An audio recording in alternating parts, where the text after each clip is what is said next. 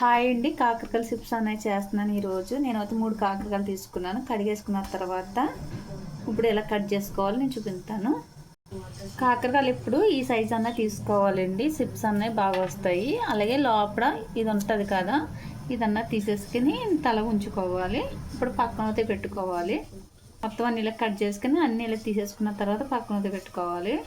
ఇప్పుడైతే నేను గ్యాస్ వెలిగించుకొని కళాయి పెట్టుకున్నాను. ఇప్పుడైతే కాకరకాయల చిప్స్కి వేయించుకోవడానికి ఇప్పుడు ఆయిల్ వేస్తున్నాను. ఆయిల్ వేడేదాకా ఉంచుతాను.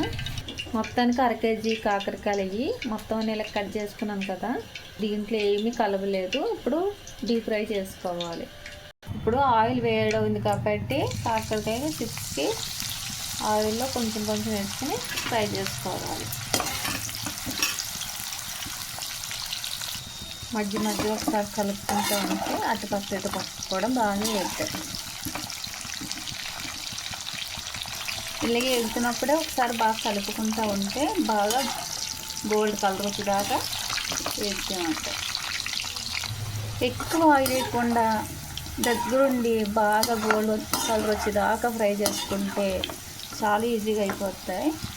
చూసారా, మనం నిండాగానే ఆయిల్ వేసుకుని కంగారుగా వేసి కంట చిన్నగా చిన్న మంట మీద గోల్డెన్ కలర్ వచ్చేదాకా వేగితే చాలా టేస్ట్ ఉంటాయి కాకరకాయ చిప్స్ మాట. ఇప్పుడు బాగా వేగిపోయి గోల్డెన్ కలర్ వచ్చేసినాయి కాబట్టి ఇప్పుడు ఒక ప్లేట్లో కన్నా తీసేస్తున్నాను. ఒక ప్లేట్లో తీసేస్తున్నాను. ఎంత ఆయిల్ వేసానో అంత ఆయిలే ఉన్నది. కన్నాయి కూడా వేసుకుంటున్నాను నేను. 1/2 కేజీ మొత్తానికి 3 పొట్ల కింద వేపచ్చు. ఇప్పుడు ఇవి కూడా వేసుకొని కాపాడి తీసేస్తున్నాను. ఇప్పుడు అయితే వేస్తున్నాయి లాస్ట్ అవి కూడా వేసుకున్న తర్వాత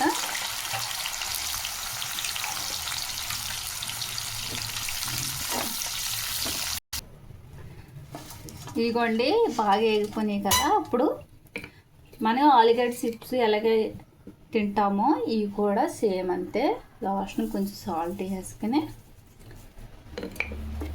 అలాగే కారం, మనకి ఉత్తి సాల్ట్ కావాలన్న వాళ్ళు సాల్ట్తో తినవచ్చు. అలాగే కొంచెం కారం వేసుకోవాలన్న వాళ్ళు కారం వేసుకోవచ్చు.